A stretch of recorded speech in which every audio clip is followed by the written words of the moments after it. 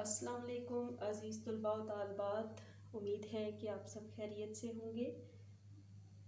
अज़ीज़ तुलबा, जैसे कि आप जानते हैं कि हमारा जो पिछला लेक्चर था उसमें हमने रमूज़ औक़ाफ़, उसकी अहमियत, रमूज़ औक़ाफ़ की तारीफ़ और अलामत सक्ता के बारे में पढ़ा था। इसके अलावा हमने उर्दू ज़बान दानी में रमूज़ औक़ाफ़ की अहमियत के बारे में पढ़ा था और आज हम उससे आगे चलेंगे। और उसके बाद हमने जो सक्ता के बाद देखना है, सक्ता क्या होता है। ये अलामत बहुत ही मुख्तसर वक्फ़े के लिए इस्तेमाल होती है और इस पर पढ़ने वाले को थोड़ी देर ठहरना चाहिए। और इसके अलावा सक्ता एक से ज़्यादा चीज़ों के इजहार में हर एक के बाद भी लगाया जाता है। अब हमने हमारा जो उसके बाद जो आ जाता है ये है वक्फ़ा। तो वक्फ़ा जो है इसकी अलामत ये है, इसको हम उर्दू में इसे क्या कहते हैं, ये एक कॉमा और डॉट है और इसको इंग्लिश में सेमीकोलन कहते हैं, उर्दू में इसको वक्फ़ा कहते हैं। और सेमीकोलन में यही अलामत जो है ये डॉट ऊपर चला जाता है और ये कॉमा जो है वो इसका रुख जो है वो ये रुख जो है वो उल्टा हो जाता है। लेकिन उर्दू में याद रखिएगा कि इस अलामत को इसकी पहचान ये है। आपने सबसे पहले अलामत की पहचान रखनी है। अगर आपने अलामत की पहचान और उसका सही दुरुस्त इस्तेमाल जुमले के अंदर किया तो तभी आपको इसके पूरे मार्क्स मिल सकते हैं। तो अब हम देखते हैं कि वक्फ़ा जो है वो कहाँ पे हम इस्तेमाल कर सकते हैं। जब सक्ते से ज़्यादा ठहराव की ज़रूरत हो तो वक्फ़े की अलामत इस्तेमाल करते हैं। क्या है कि जब सक्ते से ज़्यादा ठहरने की ज़रूरत हो तो वहाँ पे हम वक्फ़े की अलामत इस्तेमाल करते हैं। या फिर एक और बात कि इसका इस्तेमाल वहाँ पे भी होता है जब किसी बड़े जुमले में कई छोटे जुमले हों और इन्हें अलग करने या इन पर ज़ोर देने के लिए अलामत वक्फ़ लगाते हैं। समझ आई कि जब एक इबारत के अंदर कई छोटे जुमले भी हों तो लंबे तवील जुमलों के अंदर छोटे जुमलों को अलग करने के लिए भी हम अलामत वक्फ़ा लगाते हैं। अब हम इसको मिसाल की मदद से देख लेते हैं ताकि आपको ये बात अच्छी तरह से क्लियर हो जाए कि हम इसका इस्तेमाल किस तरह से जुमले के अंदर या कैसे हम इसका इस्तेमाल करेंगे। तो सबसे पहले हम एक तवील इबारत लेते हैं जिसमें हमने छोटे जुमलों को अलग करना है। जैसे मिसाल,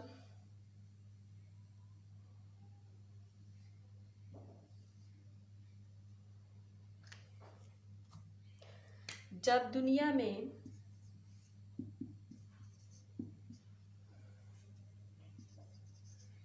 नेकी दब जाती है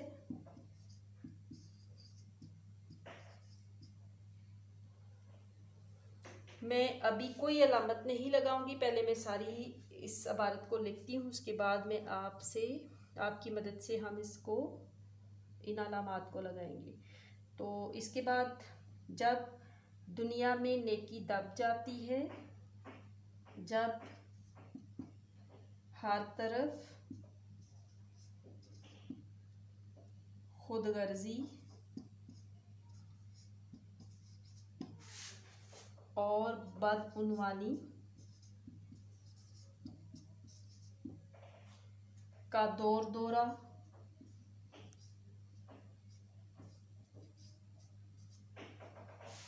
होता है।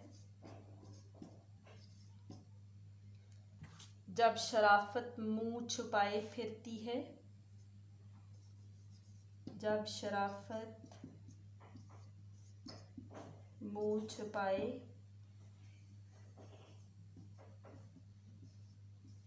फिरती है।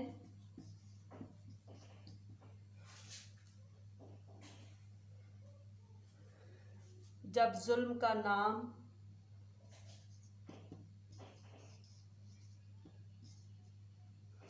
बहादुरी हो जाता है।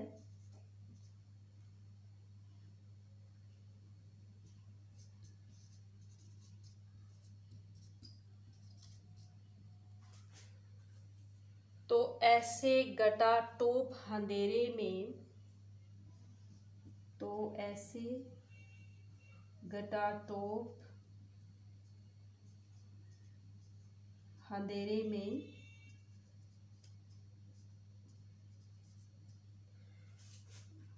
कोई अल्लाह का प्यारा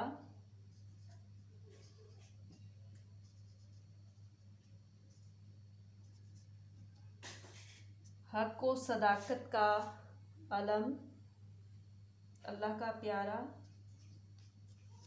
हक व सदाकत का अलम बुलंद करता है।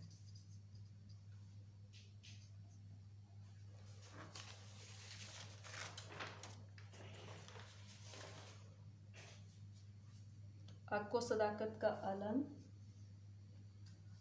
लेकर बुलंद करता है। लेकर मैदान में उतरता है, ये आप ज़्यादा बेहतर है।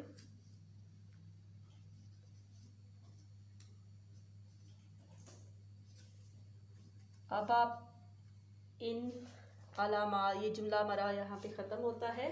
ये जुमला तवील है क्योंकि हमने इसकी तारीफ में ये लिखा है कि जब सकते से ज़्यादा ठहराव की ज़रूरत हो तो वक्फे की अलामत इस्तेमाल करते हैं। यानी जब किसी बड़े जुमले में कई छोटे जुमले हों तो इन्हें अलग करने या इन पर ज़ोर देने के लिए अलामत वक्फ लगाई जाती है। तो उसमें मैंने लिखा है कि जब दुनिया में नेकी दब जाती है, यहाँ पे जुमला एक छोटा जुमला है, इसके बाद हम ये अलामत लगा लेते हैं, अलामत वक्फ। उसके बाद जब हर तरफ खुदगर्जी और बदउनवानी का दौरा होता है के बाद फिर ये अलामत आएगी। जब शराफत मुंह छुपाए फिरती है, यहाँ पे भी इसकी अलामत इस्तेमाल होगी। हम इन जुमलों को अलग करें, थोड़ा रुक लें। इसी तरह जब जुल्म का नाम बहादुरी, जब जुल्म का नाम बहादुरी हो जाता है, यहाँ पे भी इसके बाद हम ये अलामत वक्फा लगाएंगे। तो ऐसे गटाटोप अंधेरे में कोई अल्लाह का प्यारा हक व सदाकत का अलम लेकर मैदान में उतरता है के बाद ख़त्मे की अलामत आती है। तो ये है अलामत वक्फा का इस्तेमाल। इसके अलावा हम इसका इस्तेमाल जुमलों में ऐसे, इसकी एक मुख्तसर सी मिसाल भी आपको दे देती हूँ। जैसे ये मैं साफ़ करके इसके बाद आपको इसकी एक मुख्तसर सी अलामत भी बता देती हूँ, ताकि आप इम्तहान में अगर इतनी लंबी इबारत आपको याद ना रहे तो आप मुख्तसर इसकी, जो कि पेपर में 2 ही मसाले देनी होती हैं, तो उसके लिए आप मुख्तसर सी 2 मसाले याद रख लें, वही आपके लिए मददगार साबित होंगी। आप इसमें ये मिसाल भी दे सकते हैं, जैसे आजकल इंसान का मज़हब खुदगर्जी और मादा परस्ती है, दागाबाजी और फ़रेबकारी इसका शेवा है। या एक और छोटा सा जुमला आपको बता देती हूँ, नेकी कर और इसके बाद अलामत वक्फा दरिया में डाल। तो ये आपके लिए ज़्यादा इजी होगा, ये आप जुमला अगर याद कर लें। या फिर इसके बाद हम इसका इस्तेमाल एक और एग्जाम्पल में भी कर सकते हैं। तुम आओगे तो हमें खुशी होगी। तुम आओगे तो हमें खुशी होगी।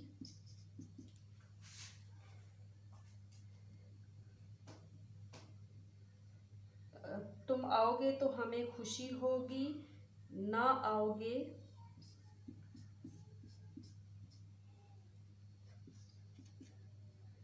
तो सब्र कर लेंगे। ये आप ज़्यादा इजी है, इसको आप याद कर लें। अब हम इसको देखते हैं। तुम आओगे तो हम सब्र कर लेंगे, तो हमें खुशी होगी। अब देखिए यहाँ पे हम थोड़ा सा सांस ले रहे, ज़्यादा ठहर रहे हैं, तो यहाँ पे वक्फे की अलामत आ जाएगी। ना आओगे, ना आओगे तो सब्र कर लेंगे, तो यहाँ पे भी इसके बाद हम अलामत वक्फा का इस्तेमाल कर लेंगे। तो ये इस तरह से आप छोटी मसाले भी आप याद रख लें, ये आपके लिए ज़्यादा इजी होगा। और इस तरह से आप इसको इम्तहानी नुक्ते नज़र से भी याद कर सकते हैं। उसके बाद आ जाता है सेकंड नंबर पे राब्ता।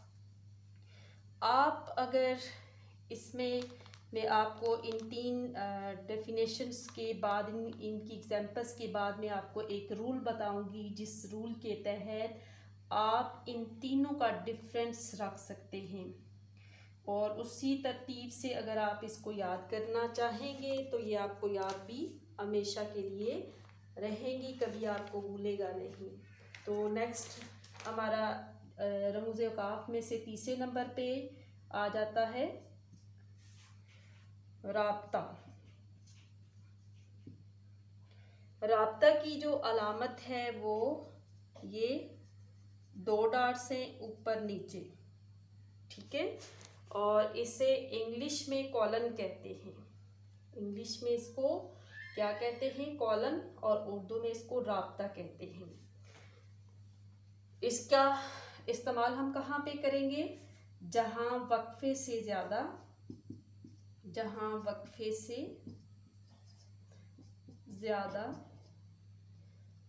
रुकना हो या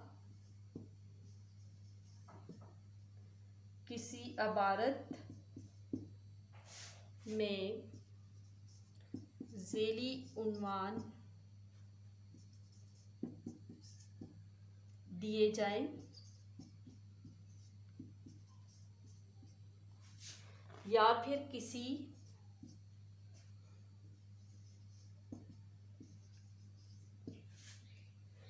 बात की वजाहत करनी हो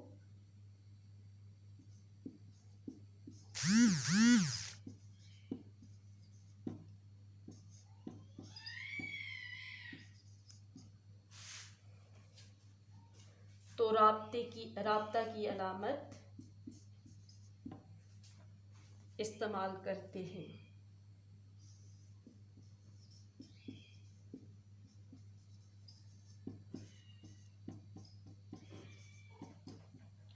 क्या है कि जहाँ वक्फे से ज़्यादा रुकना हो या किसी इबारत में ज़ेली उन्वान दिए जाएं या फिर किसी बात की वजाहत करनी हो तो राब्ता की अलामत इस्तेमाल करते हैं।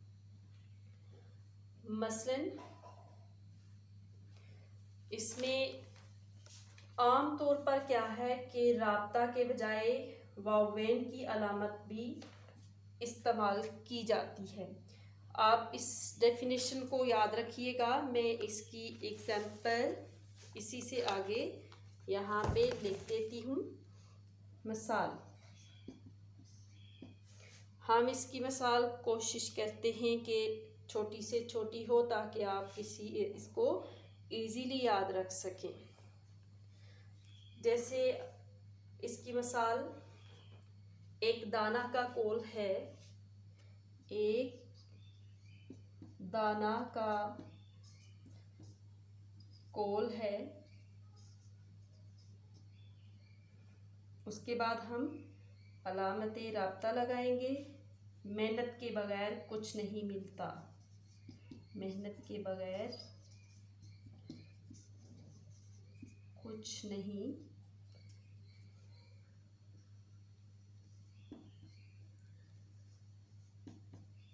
इसके बाद एक और एग्जाम्पल भी नोट कर लीजिए इसी की। जैसे कायदे आज़म का फरमान है,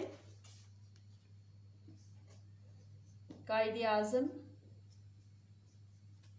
का फरमान है,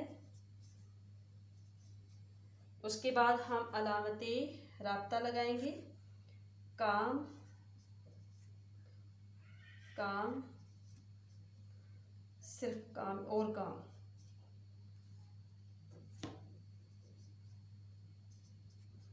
अब यहाँ पे इनके बाद काम दो इकट्ठा आ रहा है, तो इसके दरमियान में सकते की अलामत भी आएगी। तो इस तरह से यकीनन आपको राब्ता भी समझ आ गया होगा। बहुत ही इजी है इसको समझना और याद रखना। आप इसको इस तरह से याद रख सकते हैं। जैसे सबसे पहले हमने सकता पढ़ा है, उसके बाद हमने वक्फा पढ़ा है और उसके बाद हमने राब्ता देखा है अभी। तो ये 3 अलामात ऐसी हैं कि अगर आप इनको बिल्कुल तरतीब के साथ रखेंगे तो आप सबसे पहले सकता क्या है कि बहुत ही मुख्तसर ठहराव के लिए इस्तेमाल होती है ये अलामत। उसके बाद है सकते के बाद वक्फा, और ये वक्फा जो है वो सकते से ज़्यादा ठहराव के लिए। और तीसरे नंबर पे हमने जो देखा है राब्ता, तो ये राब्ता भी क्या है कि ये वक्फा से भी ज़्यादा रुकना हो तो तब हम इबारत के अंदर राब्ता की अलामत का इस्तेमाल करते हैं। तो अगर ये बात इस तरह से आपने याद रख ली तो फिर ये आपको कभी भी नहीं भूलेगा, आपको हमेशा याद रहेगा। इन 3 अलामात को एक तरतीब देकर याद रखें तो ये आपके लिए बिल्कुल भी मुश्किल नहीं है। इसके बाद अब हम देखते हैं, आज के लिए मेरा ख्याल है कि ये काफ़ी है और अगले लेक्चर में हम इसकी बाकी अलामात को देखेंगे। आज के लिए इतना ही। नेक्स्ट लेक्चर के लिए मिलते हैं, तब तक के लिए अल्लाह हाफिज़।